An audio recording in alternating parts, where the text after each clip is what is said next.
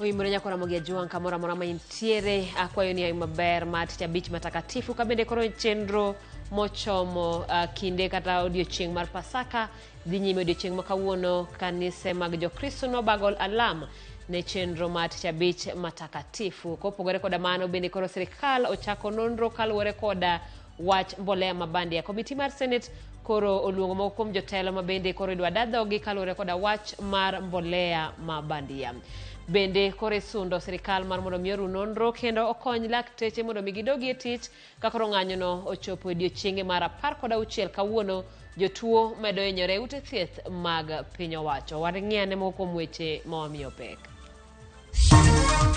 And these days usher in what we call the climax of our faith as Christian. Sebedo ka tweri ngwainya gigik mang'eny mokanya wacho lakini bang' ma to koro wadonja. Jodolo kod jotelo mopogore ogolo ote mag tich abich matakatifu e alama manotime kanisa odiochieng makawuono. Msitupe mbolea ambao mlichukua, msifute jumbe fupi ambazo mlipewa, msitupe mbolea kwa sababu tutahitaji kama ushahidi wakati tunafanya uchunguzi. Jopuro kwa mondo kikwito bok manegitiyo go enyi mbolea maichich ni bandia esema seneto chako timo nonro ewi mbolea makamago. Ravan Pero makothulo mokwongo e odiochieng mar ariyo mag tuke mag WRC Safari Rally ka jo Kenya Karan Patel gi Kal Tundo makothulo mar 14 gi 17 kaluwore.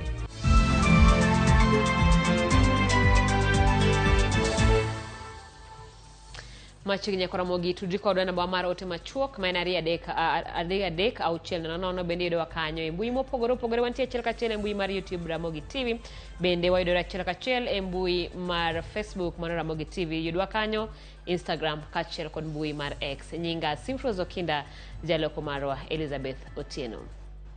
Jokristo e konde mopogore opogore piny Kenya ne owuok oko mar dhialo odiochieng mar abich matakatifu ne gibago wuoth e apeyni e chuny boma ma Nairobi. Jokristo no bago alam kod tuke manyiso wuodh Yesu mogik ka idhi gure. Cleophas Oluoch ne oluwo nyasino e kanise mopogore e boma ma Nairobi kendo losonwa lipodni. Kanise kod ute lamo mopogore opogore odiochieng makawuono ne obago romo mar dhialo odiochieng tich abich matakatifu. Wuoth ne ochakore e kanisa mar Our Lady Queen of Peace South B Nairobi, kama Jokristo ne oting'o msalaba ka wuoth ne dhi nyime.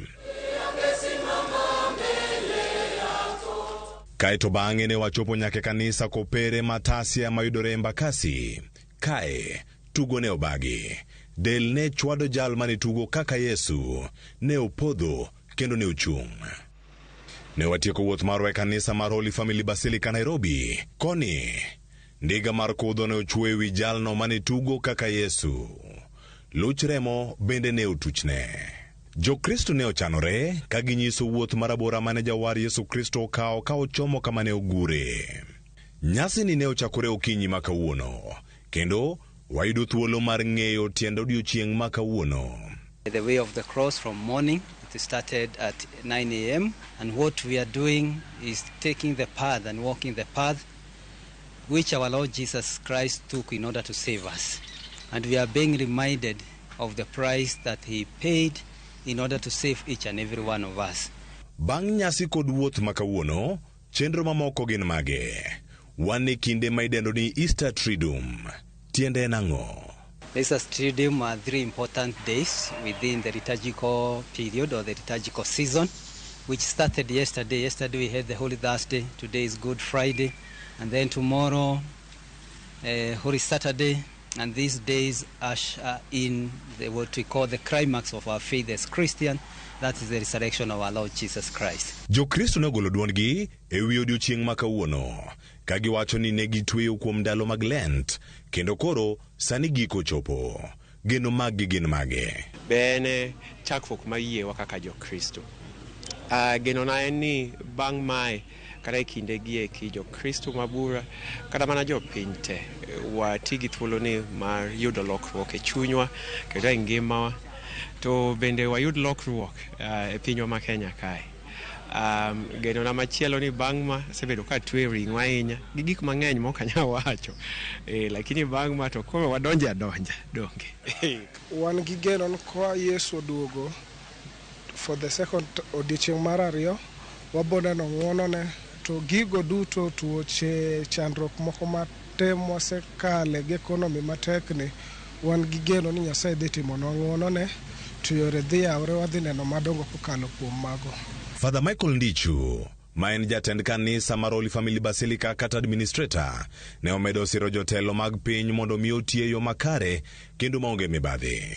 When people have become greedy, people who had been put in certain position and of leadership to take care of those who are in need, the citizen, when they elected them, they put them there hoping that they are going to bring change in their life. But they have turned against the same people who put them into the power. So he has been given that position to take care of those who are in need, but not to enrich themselves. Jokristo bende okwa mondo bed mang'won kendo opog gigo magintiere godo ne jochan kaka yorno mar chwalo dak makare mar Jokristo. It is true that fasting you are going to help the poor. Though the time is hard, but there is always a room to be generous and to help other people. Nyakora Ramogi kama kako chal e county ma Nairobi ka Jokristo e piny mangima riwre kod jowetegi ka gidhialo sand mar Ruodhwa Yesu Kristo. Kama kako chal Tasia e county ma Nairobi kod kuonde mamoko. Cleophas Oluoch, Ramogi TV, Nairobi. Ero kama na nyakle Ufasoluoch wachimo county ma Mombasa kaka kanisa ma jokopere dwani mondo piny owacho wuog oko motegno mar kedo gi jogo manyayo timbe mag mibadhi masani ogurore e pacho ka. Magine giwacho seche ma Jokristo bago nyasi mar yor msalaba magiparogo sand mane Yesu Kristo okale. George Aoko nigi ler mathoth kowuok Mombasa. Archbishop mar kanisa jokopere e kaunti ma Mombasa Martin Kivuva ne otelo ne Jokristo e nyasi mar yango yor musalaba. Kae Jokristo ne jowuotho koting'o thuon musalaba mapek kowuok e kanisa mar Holy Ghost Cathedral ka giluorore e chuny boma mar yango sand mane Ruoth Yesu Kristo okale.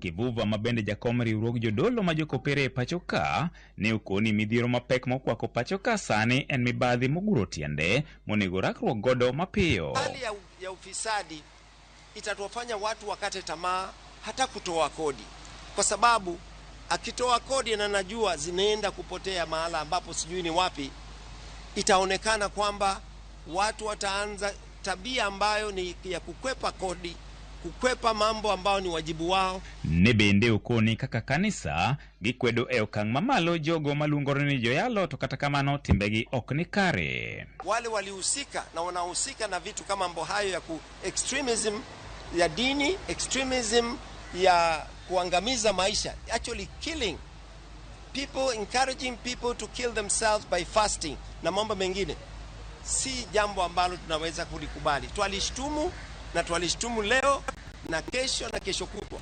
Nyasi makamano ne bende obagi likoni mane otelne kod jadolo George Omondi mar kanisa jokopere ma Consolata.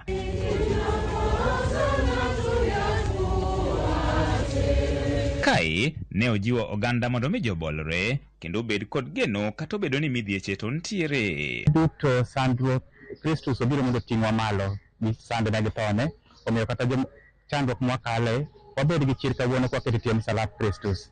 Gik moko duto matimre, obed dhier, obed tuoche, obed gimoro amora, odiochieng' kawuono en odiochieng' mwakete e nyim Nyasaye mondo Nyasaye ojiwa kendo tawa duto. Omiyo akwayo Jokristo duto odiochieng' mar lemo ni wakwa Nyasaye mondo ng'ato ka ng'ato one ber mar Nyasaye kendo Nyasaye okonye kuom gik moko duto. Kaka wan oganda Jokristo idwaro ni kaluwore gi rapar masani endi, mokwongo wakwero richowa kaka dhano, kendo mar ariyo waluwo chik mar kanisa makwayo mondo wabed jok mabolore, waluwo ranyisi mar Kristo. Magi timore ka sekta mar limbe Mombasa ne bende ogojek bang' meli mar adhai mating'o welo midendo ni MS Ambience go gi welo 1,600.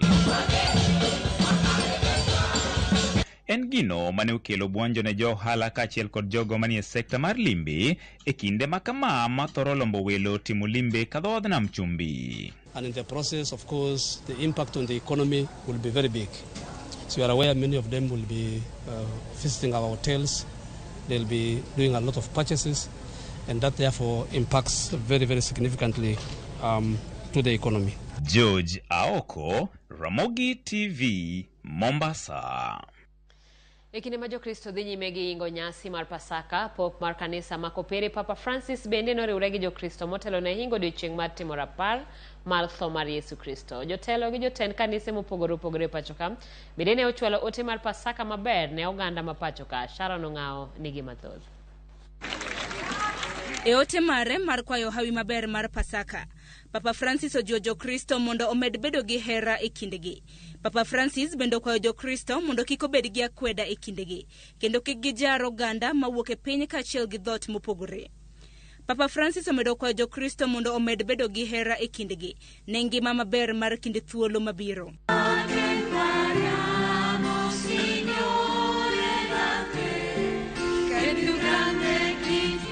Komachielo, e ote mare mar kwayo hawi maber mar Pasaka, Jatend piny William Ruto okwayo jo Kenya mondo chungi jowetegi e yor alama, jip, pogo chiemo, lewni kod chiwo kuonde jot ne jomochando e kindegi mag Pasaka. Min od jalup jatend piny Dorcas Rigathi bendo jiwo oganda ma pachoka mondo hing nyasi mar Pasaka e yo makare, kendo giket tenge thuolo mar bedo machiegni gi familia magi.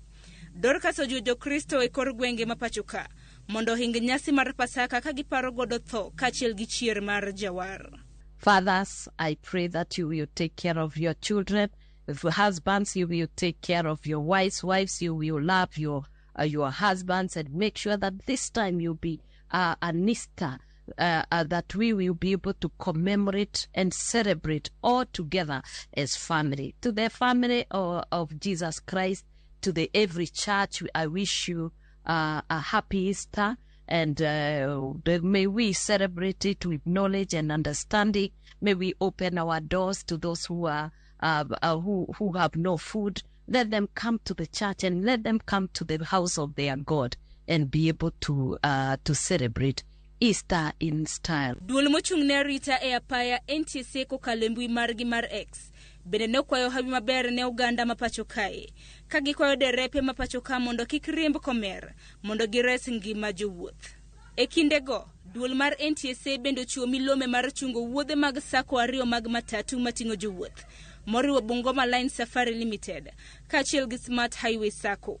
NTSA wacho ni gichungo wuodhe mag nyamburko makamago kaluwore gi apedha ma gisebedo ka gitimo, kendo ne giyudo ka weg matatu makamago ok chope rang'iny madwarore kaluwore gi chike mag apaya. Duol mar NTSA yango ni ka nyamburko ko biro bedo ka chope winjruok madwarore, ibiro yienegi mar chako wuodhegi kendo. NTSA okwayo obila mondo mak nyamburko mantiere bwo sako 2 go, poni gibiro bedo ka gitimo wuodhe ataro mar chik. Sharon Ong'ao, Ramogi TV. Mopogore gi mano, en riwruok makedo ne ratiro mar oganda International Commission of Jurists koro kwayo sirkal ma pachoka mondo bede twage jotend riwruok makedo ne ratiro mag lakteche pachoka mano KMPDU e manyo kaka inyalo tiek wach ng'anyo mag lakteche modonjo odiechienge mar 16 kawuono. Riwruokno wacho ni ng'anyo mar lakteche koro ng'uko chenro mag thieth e ute thieth duto mag piny owacho ka jotuo ma ochando ma ok nyal dhi e ute thieth mag ji giwegi ema koro kalo ya achiedhnade maduong'. To kaka Joyce Oduor lero, riwruok ma okelo kanyakla jodolo mag dinde mopogore kaunti ma Homa Bay bende koro dwani jatend piny Kenya William Ruto owuon odonjie wachno. E barua mar riwruok makedo ne ratiro mar oganda International Commission of Jurists of Kenya, gikwayo duol mochung' ne chulo osara jotije piny owacho SRC, sirikal mamalo, 10 counties kod KMPDU obede twaka kendo chop dwaro mar lakteche mantiero ng'ala manyime e neno ni jo Kenya oyudo ratiro makare mar thietha. Twak makamano giwacho ni onego tim kod paro maliw kod chuny molendo mondo jo Kenya kod lakteche duto oyud ratiro margi. Riwruogno bende kwayo SRC, sirikal mamalo kod 10 counties mondo neni lakteche duto moriwo nyaka lakteche ma interns ochulo sara maber maket kod tiegruok kod tich matek magitimo mar reso ngima oganda e pachoka. Kagimedo ni mano biro konyo tieko dang'ni mar paro masani ng'eny ahinya e pachoka tok tiyo kod omenda mathoth e tiegruok bedo laktar to bang'e chudo tena. Kotenore kod pen chike ma pachoka, bende gikwayo migepe duto mag piny owacho mamalo kod mar kaunti mondo chop kare ogirimiti magisebedo godo kod lakteche e lalruok ma osebedo kod luwo chike ma doho osebedo kagolo. Ng'anyo ma lakteche biro e seche ma sirikal ma pachoka nitiere chenro mar dar kowuok e okumba mar thieth mar NHIF nyaka okumba mar thieth mar Social Health Insurance Fund. To nyaka sani, ute thieth osebedo ka ywak ni sirikal pok ochwalo negi omenda mag NHIF tok thiedho jotuo, gino momiyo ute thieth mag ji giwegi koro koro ochungo thiedho jotuo manigi kadi mar NHIF, kendo koro jotuo manigi kadi mar NHIF chudo kowuok e ofuko margi. Kuom mano, ICJ onyiso migawo mar omenda, NHIF kod migawo mar thieth mondo gol omenda duto mag NHIF monego chwal ne ute thieth mag piny owacho kod mag ji giwegi mondo jotuo manigi NHIF oyud thieth ma en ratiro margi. Riwruok makelo kanyakla jodolo mag dinde ma opogore e kaunti ma Homa Bay e ote margi mar Pasaka bende dwaro ni sirikal kod lakteche otwaga mondo tiek sandruok ma jotuo kale. One concerned nikech ywak mar jotuo osiptal. Mine makonyore, jomoyudo masira ma ok nopango.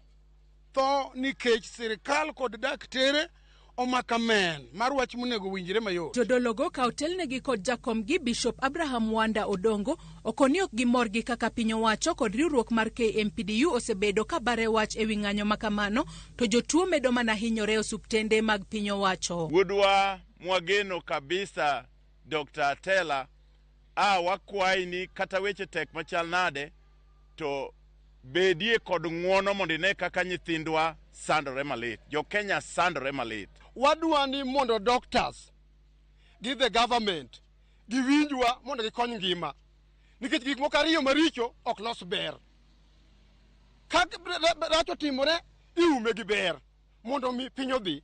Wadwa ni doctors odoge tich mondo gikony ngima. Ng'anyo mar lakteche nochako tarik 14 dwe mar adek higani tok rem chopo e winjruok makare kod sirikal ewi keto e tim winjruok kata CBA mar higa mar 2017 tero lakteche ma interns e ute thieth, miyo lakteche okumba mar thieth makare kod ndiko e tich lakteche mamoko. Joyce Oduor, Ramogi TV. Komiti mar Senate weche mag puro luongo jatend migawo mar thieth, ohala kod keto mwandu mondo dhi odadhoge ewi wach mar mbolea mabandia ka jopur kwayo mondo kik wito tese mane gitiyo godo e nyiewo mbolea kuom sirikal.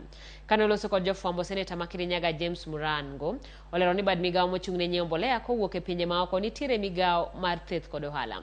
Oyango ni gidhi nyime gi nonro ewi mbolea mabandia mawachore ni sirikal osebedo ka uso ne jopur mar yango adiera mar wachno. Kuom thuolo mar jumbe ariyo sani, jopur osebedo ka goyo lipode ni sirikal uso nigi mbolea mabandia, gino mosekelo achiedh nade mathoth ka jopur koro dwaro mondo duoknegi pesagi.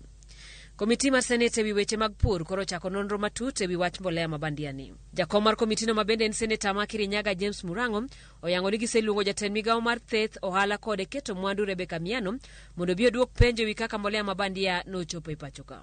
Tunataka tujue kama kuna wakora ambao walihusika katika serikali. Tunataka tujue ni vipi mbolea ghushi ilifika katika maghala ya halmashauri ya nafaka.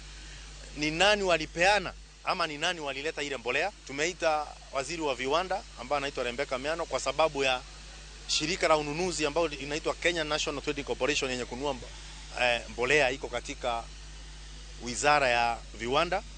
Tumeita camps ambao wanafaa kushughulikia umbara wa bidhaa. Tujue ni vipi bidhaa ghushi ilifikia mkulima. Murango bende kwa jopur mondo kik wit mbolea kod obwok mane ginyiewo godo mbolea go, komedo ni ponono ni oyanga diera mar wach ni to nyaka sirikal bichur jopur. Na ndio nauliza wakulima wote Kenya ambao walinunua mbolea ghushi katika halmashauri ya nafaka nchini. Msitupe mbolea ambao mlichukua, msifute jumbe fupi ambazo mlipewa, msitupe mbolea kwa sababu tutahitaji kama ushahidi wakati tunafanya uchunguzi. Lazima tuhakikishe kwamba wakulima waliopewa mbolea na kununua mbolea ambayo haifai wanarudishiwa pesa yao, na pia wanafaa pia kupewa fidia kwa sababu ya kukosa nafasi ya kulima kuwapatia ama kuweka pesa mfukoni. Kama gidhi nyime jopur mameru to kata kamano no dhi nyime kod nyiewo mbolea mar sirikal odiochieng' ma kawuono ka ginyiso mor ma gin godo e rang'iny mamalo mar chenro kaka dhi nyime e dero mar sirikal no. Tumefanywa kazi mzuri na tumepata, na ndio hii, na naona pateresa iko sawa kabisa. Wengine walikuwa wanadanganya iko na mchanga, lakini iko sawa kabisa. Jopur go kode wach mbolea mabandia ka gilero ni en mbolea mawendo kendo neno ni thoth jopur pok ong'iyo kode. Pateresa OCP ni mzuri sana. Tumeshaitumia kwa demos mingi pale vijijini tukifunza wakulima na inafanya vizuri sana. Ni vile iko mgeni kidogo, lakini watu wamezoea DAP, lakini unajua watu wanataka sana kununua rangi. Na sio DAP, si hata ikue lazima ikue black. Bora tu hii fertilizer kienda ifanye vizuri ndio watu watakuja kuleta, sababu hii fertilizer ni slow release, ndio sababu wanasema ukioka kwa maji haiyeyuki mapema haraka kama zile zingine. So naimiza watu, mvua ikiwa mingi hii fertilizer ndio inaweza maintain mema wako. Dero mar NCPB makiganjo Nyeri kata kamano nolor kawuono. Tende dero nolero ni giseuso mbolea duto mane gin godo kendo gichano kelo moko eka giyepi. Magi timore kinde ma jopur osechako ywak ni kinde mag komo kadho weyogi kendo gidwaro mondo sirkal oru nonro ewi mbolea kapok gichako tiyogo. Erokamano ahinya nyakora Ramogi gi kanyo saa 3:20 wadwani mondo wakaw yo mokwongo e chenro mar Oyimoreno ka Jojo Tieno Ng'ondo kawuok ahero Ramogi ler kendo neno e yo maber. Erokamano ahinya Dennis Otieno wacho ni waneno Ramogi maler ka antiere gi mamana antiere Kajuluka e kaunti ma Kisumu. Ramogi ler e dala mar Wiga Homa Bay Town hayo maber mar Pasaka ne mamana Veronica Banga ne Rajadolo Jacob Oyugi kod mai Lollipop Efi Adhiambo Antali Eusebius Ward Nyarongo. Erokamano. RamogiTV and Jackson Odolwa Adando Ward Yimbo Nyamonye Simfrozo Kinda auro happy Pasaka ni familia mar Joka Wanjare te edala mar Yimbo Nyamonye. RamogiTV Joram Owiyo Gao Mawuoda Hero Kinda mina hayo maber mar Pasaka ne usiepega gi Sam Odemba Japuonj Dan Kaoro Ojuka Soja. Erokamano ahinya wakaw yo machuok pod wantiere koda weche mathoth mawaikone.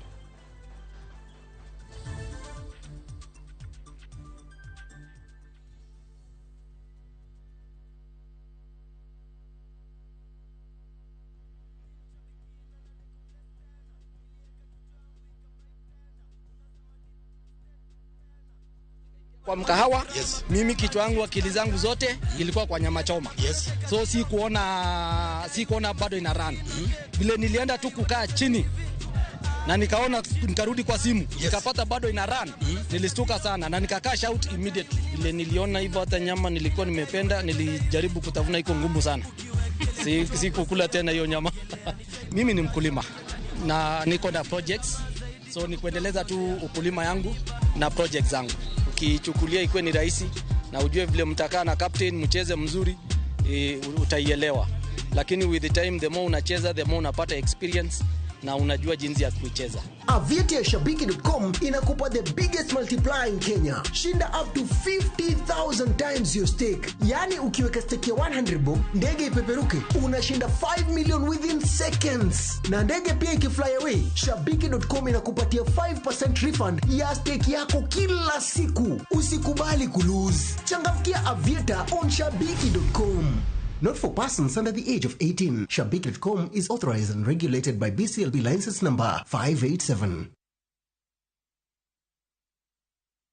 Experience the coastal bliss with View Travel's exclusive offer. Unwind and relax in an all-inclusive stay at Sun and Sand Beach Resort in Mombasa. Enjoy unlimited drinks and snacks as you embrace the tranquility of the sea, beautiful sunset views, and relaxed beach walks for only 21,000 Kenya shillings via SGR and 34,500 Kenya shillings for the flight option. Don't miss out on this exclusive offer, only available to View Travel clients. Call 0703-254-254 or visit viewtravel.com and book your dream escape now. View Travel. Dream. Explore. Discover.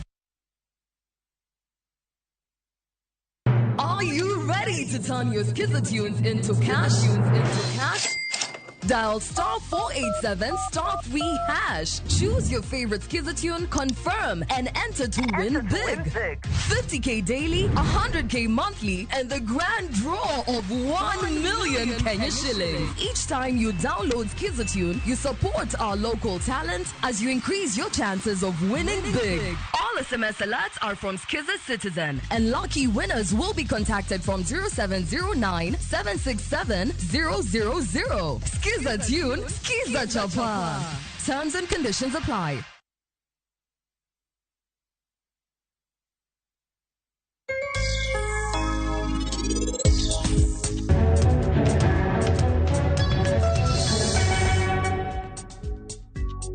What do you think? That I don't speak or understand English?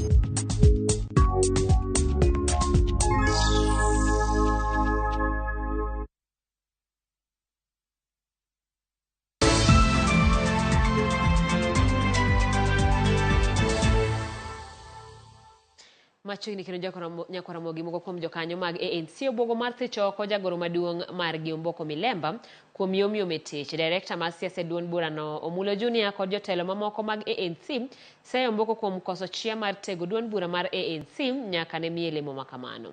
Jotelogo koro miyo Omboko jumbe 2 mar lero gimomiyo kik gole e apisi. Chris Owino nigi ler. Moko kuom jokanyo mag duond bura mar ANC obwogo mar thicho oko jagoro margi maduong' Omboko Milemba ewi jwang'o duond burano. Kagitwa kod jofwamb weche e log tich maduong' mar ANC e Bwore, Nairobi, Direkta mar siasa mar ANC Omulo Junior kod jokanyo mamoko omiyo Omboko Milemba jumbe 2 mar lero gima omiyo konego thiche oko. We want to give the Secretary General of the party, Omboko Milemba, an ultimatum of 14 days to show cause why he should not be suspended or dismissed as the Secretary General of the party. Yes. And if he's not going to showcase or maybe show cause why he's not doing any activity in this party, then we are ready to take over and have a new Secretary General of the party who will take the mantle and run the party as it is required. For Omboko Milemba, as the SG of the party, you are the engine of the party, you are the spokesman of the party. Take it to places. We are behind you. We are here for your support. But in case you are not going to showcase that you are up to the task, we are saying we are no more going to listen to anybody who will stand on the way of ANC party. Chama chetu cha ANC ni chama ambayo ni chama tajika.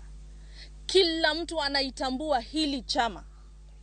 Na wakati chama inanyamaza, chama haina msisimko wa kisawasawa, na walio wengi kama wanachama ni akina mama na vijana, ni kitu ya kustajabisha sana. Jotelogo wacho ni nyaka ne Omboko Milemba ka olemo mar jagoro maduong' mar ANC duond burano osebedo mbek.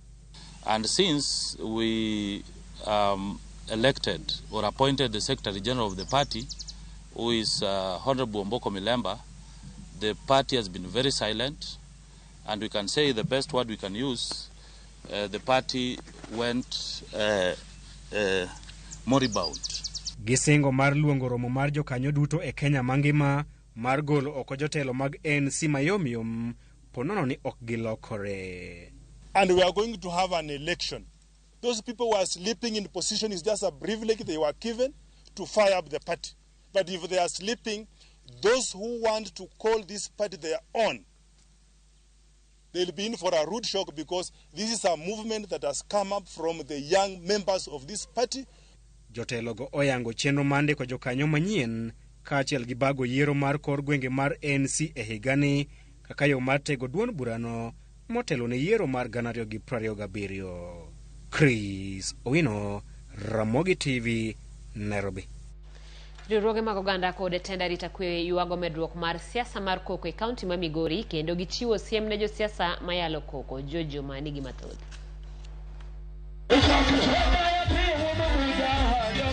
Higa achiel kod dweche 8 tok yiero maduong' mar higa mar 2022, liet mar siasa sani osechako dhi malo e kaunti ma Migori.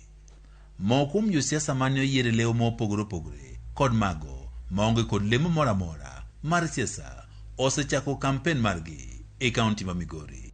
Ochal ka gimo jomoko osechako kampen chon, to wan kaka joma kedo ne ratiro mar oganda wakwero gi ni giwe kampen chon nikech gipopo it jopiny. Siasa mar koko kod dondruok osenenore e kind josiasa e kaunti ma Migori. County Commission e kaunti ma Migori Gitonga wacho ni siasa mar koko osenenore e kaunti ma Migori to ahinya e kuonde liete. No of late we've been having politically instigated violence, especially during funerals. These are political goons. They are criminals. Kenya is a democratic country, as we were told, and as you know, and we should have anyone with divergent political views express them. Ochiwo siem ne josiasa matiyo kod ojende ekelo koko e kaunti ma Migori. We've agreed, we're profiling them, we're working on them, and irrespective of your political affiliation, if you're involved in a political organism, we are going to deal with you. Siem ma ogol kod commissioner mar kaunti ma Migori ni bire kinde ma jokanyrego mag oganda e kaunti ma Migori bende koro bogo ka okang' mar chik ne josiasa ma ochako siasa momondo. Jo mochako campaign son sani wan kaka jo mochung' ne ratiro mar oganda Migori ka warito mondo higni 2 rum, nikech chik mar Kenya ka wacho ni ka higni 2 oserumo bang' koseyier to jopiny koro nigi nafas mar duoko pacho jomok ti. Koro jomochako campaign machon gi jogi ok ti. Jagol marwagego mag oganda e kaunti ma Migori Tatasrwa wach ni siasa momondo koro thiro dongruok e kaunti ni.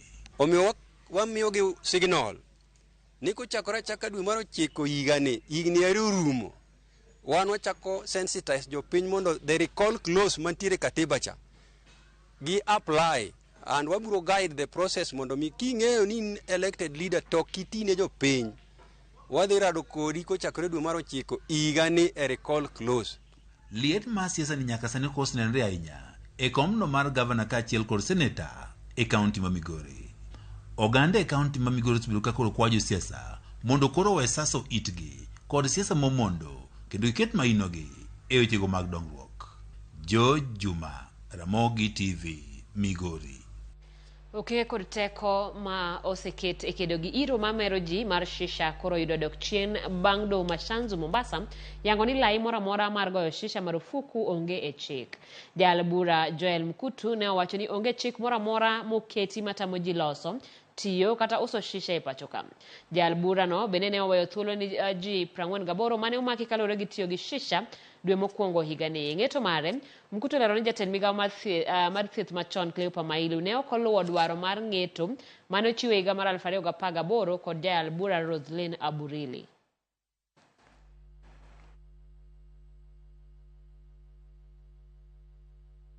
To do is to conduct the necessary stakeholder participation or public participation. Then number 2, they need to submit the legal notice to Parliament as required under the Statutory Instruments Act Section 11. Then after that, Parliament will approve or not approve the regulations, and if in case Parliament approves, then the shisha ban will be enforced.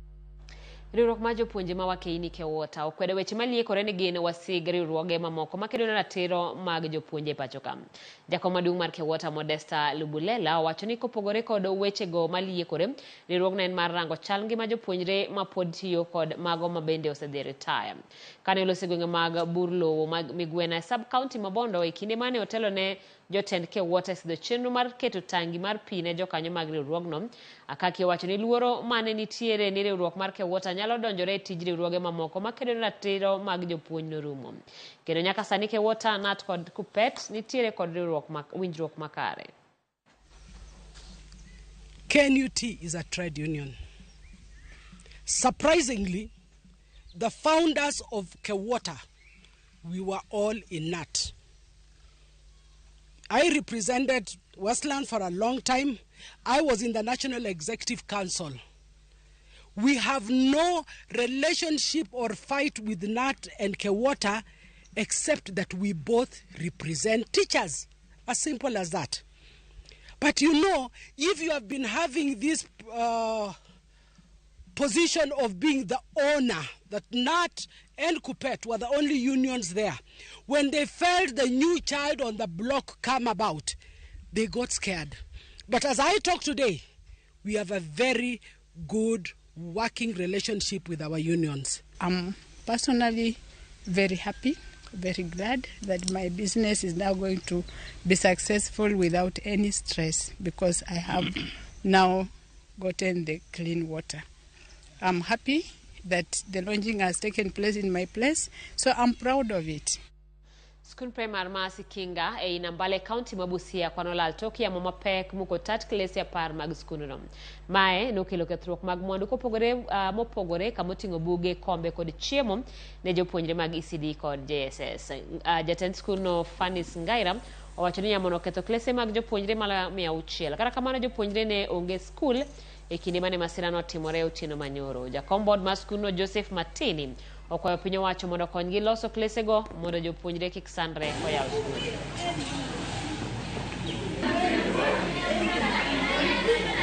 Mvua ilianza kunyesha saa 2:30 na ikawa na upepo kali sana, na nikasikia sauti ikitokea. Tukapoteza madarasa karibu yote. Tunaomba usaidizi kwa wale wote ambao wanaweza kutusaidia ili tuweze kusimamisha madarasa haya, watoto waendelee na masomo. Tunashukuru Mungu kwamba kisa hiki kilitokea wakati ambapo watoto walikuwa nyumbani. Wangekuwa hapa wamejikinga mvua, tungekuwa na shida hata zaidi, na hali kama hii na mvua itatuweka kwa hali ngumu sana. Ilikuwa na vifaa vya wanafunzi hasa sana chekechea, gredi ya kwanza, ya pili, ya 3 na 4, kwa sababu vifaa vyao huwa vinabaki darasani. Hivyo vifaa kwa sababu ya mvua nyingi hatujaweza kuvipata, ama kama vimepatikana viko katika hali mbaya ambayo haiwezi tumika tena. Kwa hivyo tukikadiria hasara inaweza kuwa zaidi ya milioni. Migao mochung'ne limbe chano siro pie mag yiedhi mitimbe county mabusia kaka achiel kuom yore mag ting'o malo weche limbe county no.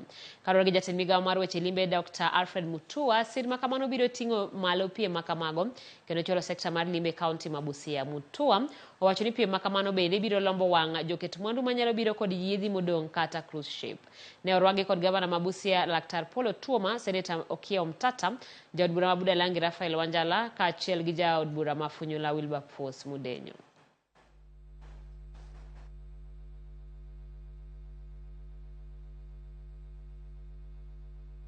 We are all agreeing as a county government, we need to bring in enabling legislations where it will be required to allow for investment in the tourism circuit, especially with a new thought process on what tourism should be.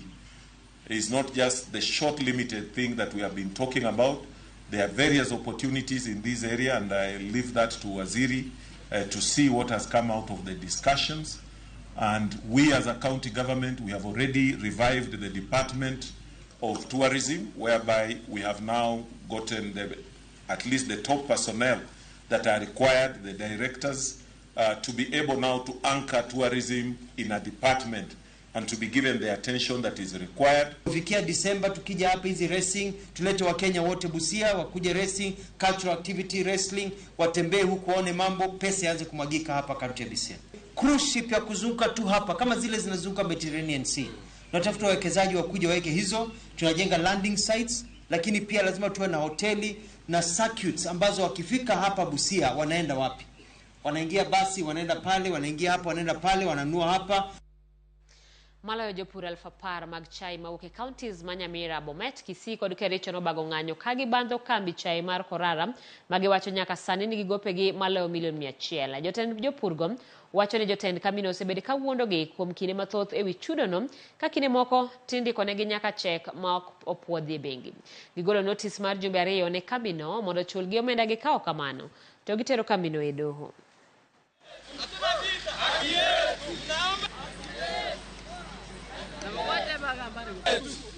Pesa yetu. Tunataka haki yetu. Korara. Pesa yetu. Haki yetu. Pesa yetu. Since last year, February, the farmers have not been paid. We have been having what we call empty promises. We supply tunaambiwa we are going to pay you for some time, wait until this time. Hiyo wakati ikifika, there is no payment. It has been running in the period of 1 year, that is from last year February up to now. Wakati walikataa kulipa sisi, tulisumbuka kwenda huko for almost 8 months kudai hiyo pesa yetu, lakini mwishowe wakafunga factory, wakati tunaenda huko wanatoroka. Our managers I'll specify their names, na naitwa Festus na Alfred. Wanadanganya wakulima kidogo, wanasema pesa itaingia, wanakata simu. So tuko hapa kwa ajili ya tunataka watu wasikie maneno yetu. Watu wameumia sana. There are some people who have loan. Kuna watoto hawajaenda shule, magari zimevurutwa because ya loan. Tunaambiwa tu atashikwa, atawekwa ndani. Amefanywa mpaka tracking, apatikani. Tumetoka hapo tumeenda mpaka Kericho kwa CCIO, hakuna response, bado anatuambia atashikwa, so ndio tumeamua kuja kwa watu wa media na serikali itusaidie.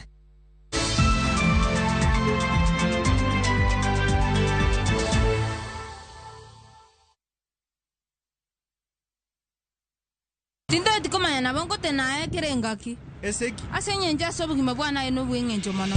It's a love story like no other, where jealousy and pretense are obvious between Pragya and Suresh. We bring you Kumkum Bhagya in Kisii. Wow. Watch the drama unfold as Pragya is set to marry another man.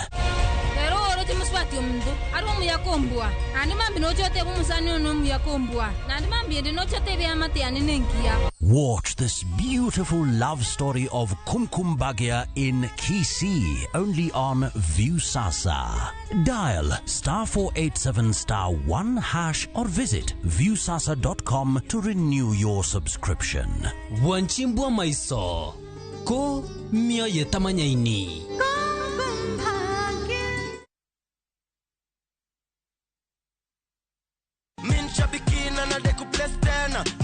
Kwa jina naitwa Lucas Omondi na ninaishi Lang'ata. Ile kazi nilikuwa nafanya nimestaafu, nafanya tu biashara yangu tu. Jana wakati ile baada ya kutoka mazoezi nikasema acha nijiwekelee kidogo. Nikijiwekelea hivi nikasikia kasini. Kuangalia message nikaona kala kumbe kuna ukweli ndani yake.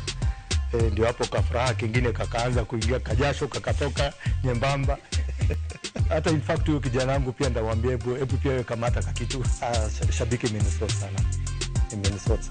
Because kuna biashara ile nilikuwa nimeanzisha ya kuuza kununua mifugo na ninauza.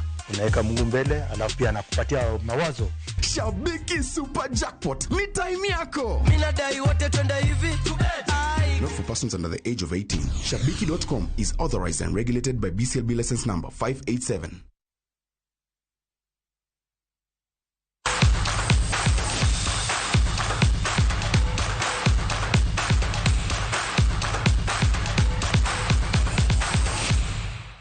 Machiegni pau tuke Kel Rovanpera omako thuolo mokwongo e chung' mar derepe odiochieng' mar ariyo mag tuke mag WRC Safari Rally bang' tieke thuolo mokwongo e kidienje duto ka derepe ma Kenya neno mapek e gwenge mag Naivasha. Tim mar Toyota obedo gi odiochieng' makare bang' kawo thuolo adek mokwongo. Rovanpera nomedo thuolo e kinde gi dereba momako thuolo mar ariyo Elfie Evans nyaka nyiriri 56.9.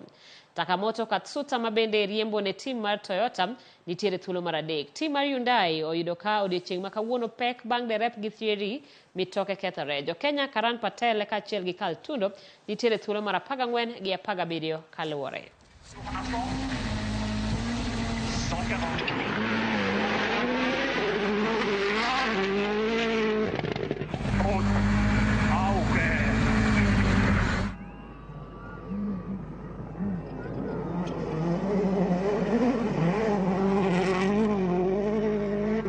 Tomorrow will be the longest day. I think it's going to be even more difficult than today because if some rain comes, the conditions are so much more unpredictable. You just try to keep the car on the road. Let's say you try to do your best, but still anything can happen. So it's still a long way to go. Broke the gearbox. The gearbox exploded completely. Actually, we lost all the gears. I mean, I guess the main shaft broke inside of it. So yeah, it went to front-wheel drive first, and then we carried on a couple of 100 meters, and then it stopped completely. So I tried to climb up the hill, but I couldn't. Bang' Commissioner ma ochung'ne gwenge mag Hoho mar Okak golo chik ni uso kong'o biro bedo maonge piem mag Safari Rally gwenge ma Naivasha, johala koro yudo lal mathoth ka gichwalo kwayo mondo migi thuolo mar timo ohala kaka kinde mokalo. Johala ma uso kong'o, njugu kata soda yuago lal bang' kawo hola mar timo ohala e tuke mag Safari Rally. Jogo manyiepo bende kwan gi odok piny kipimo gi higa mokalo ka giyuago bech kong'o ma giwacho ni malo. Piem mag Safari Rally biro dhi nyime nyaka chieng' Jumapil ka nyaka sani jatugo Kel Rovanpera ema omako thuolo mokwongo e kidienje ma kawuono. Thierry hasn't got a talk, so he can wear the mask, but Martin has... Higa mokalo gi higa masani opogore. Higa mokalo tich ne nitie. Tich ne ber sani ni de kwan seloso pesa, in pesa ni yofukoni. To sani chakro kinya ka sani seuza siling 500, pok ichiemo, pok ing'iyo nyithindo dhi chamango, to mane kam gitegemea. Koro sani to tich ni piny. Tunaulizwa na officers wa our licensing every time wanapita wanatuuliza licenses, so lazima tuwapatie license because getting in here it's not that it's just an open ground. Kuna hizo rules zao na kuna kuangaliwa when you're checking. Jatend migawo mar weche tuke Ababu na Mwamba nochopo e skund sekondar male Sirwa Day Secondary kama ne odhiale Masi Chepng'eno mane oringo gi tiende lilo kendo bedo jaloch e ng'we mag skunde sekondar kidieny mar mita 3,000 chikruok e Sigingi. Chepng'eno ma en jahigni 13 kende ne nitiere klas 9 notieko e thuolo mokwongo e tukego e gwenge mag Hoho mar Okak kata odoko ni ne oringo gi tiende lilo. Kano wuoyo e skundno e seche mane otero wuoche gi lewni mag tugo ne jatugono, na Mwamba olero ni tend migawo mare osechako keto kenge mag manyo nyithindo mane gi mich e ng'we mag chikruok e Sigingi. Ng'we ma Kenya osetime maber higni mokalo. Na Mwamba nochiwo chik ne riwruok mar Athletic Kenya mondo olos kar timo orako e skundno mar Lesirwa mayudore e kaunti ma Kericho. We are at the initial stages of starting a training camp, athletics training camp at Lesirwa. We have already started registering, and I want to believe before the end of this month of April, we'll be done with registration, so that we'll be able to train our students, give them the required training, so that they'll be able to compete favorably. What attracted my attention, Zaidi, is because I have started a special program to identify special 3,000 meter steeplechase talents. Because it's a race where Kenya has always done very well, but recently we have lost our prowess in the world. And so we need talents. Tim Matalanta hela jotugo ma higni piny mar 19 yuwuoyi gi nyiri ochanne gi tuke mag osiepe ka tiegruok Monastic Academy ma pod biro ketogi e piny mar Spain kuom jomachiel mabiro. Tim Matalanta hela kidieny mar yuwuoyi nokawo kombe mar Costa Daurada Cup bang' loyo tim mar Asabil gonde 3-0 e finals mane obagi e lap ma Football Sports Center. E kidieny mar nyithindo manyiri, Kenya notieko e thuolo mar 2 bang' tim mar Sporting de Portugal loyo gi gonde 2-0 kokalo opich achoma bang' tugo norumo amodhi mar gol 1-1. Jaloyo Austin Odongo kaachiel gi Amisi Otieno nobedo gi gonde mathoth e tukego.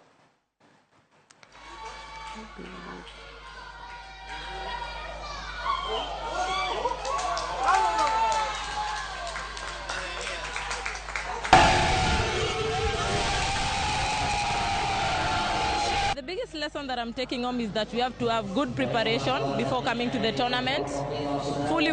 Without good preparation, then it will not be easy. What we can do is that after getting these talents, then we have to have enough time to prepare well in terms of training, in terms of nutrition, in terms of also the facility. Then I think we will get to great heights. Riwruok matayo tuke mag Olympics pacho ka olero ni ikruok mag tuke gi tielo mar 2 oserumo motelo ne chakruok odiechieng' makiny e dho wath ma Buntwani Waterfront County ma Kilifi. Piem gi okelo tuke kaka opich adhula, tuke mag volleyball, hockey, handball kaachiel gi tuke mag amen. Riwruok mar NOCK bende okelo tugo manyien mar baseball e tuke ma higani kama bende oting'o tugo mar kwang'o yiedhi.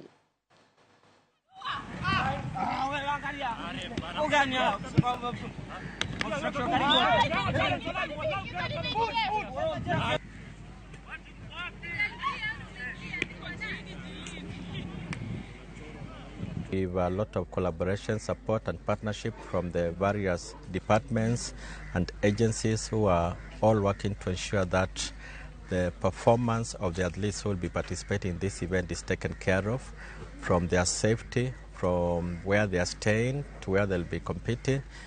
We are very comfortable that the arrangements which have been put in place are conducive and are within the international standards of such an event with such a magnitude.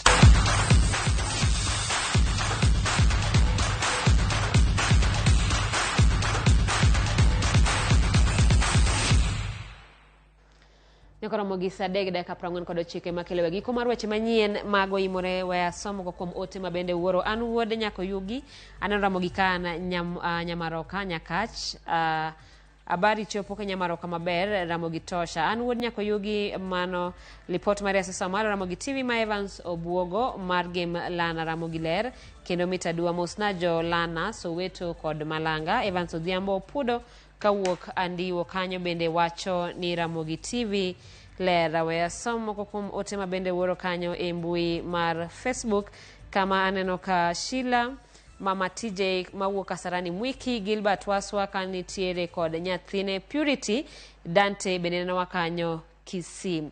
Ero kama na inya kabende Gilbert Waswa kanitiere kod jaode Purity gi nyathine Tracy wacho ni Ramogi lera nyanya ko Ramogi ero kamano kuom kauthulu mari mar bedo kod wecheno ni ma en kinde mar Ramogi Night kanginja ka chiel koda kolo bende oseikore kanyo mar kelo nungolo waduoko ero kamano kuom kauthulu mari mar bedo kodwa e chenro ni akwayo nu Pasaka maber nyinga Simfrozo Kinda jaloko marwa Elizabeth Otieno.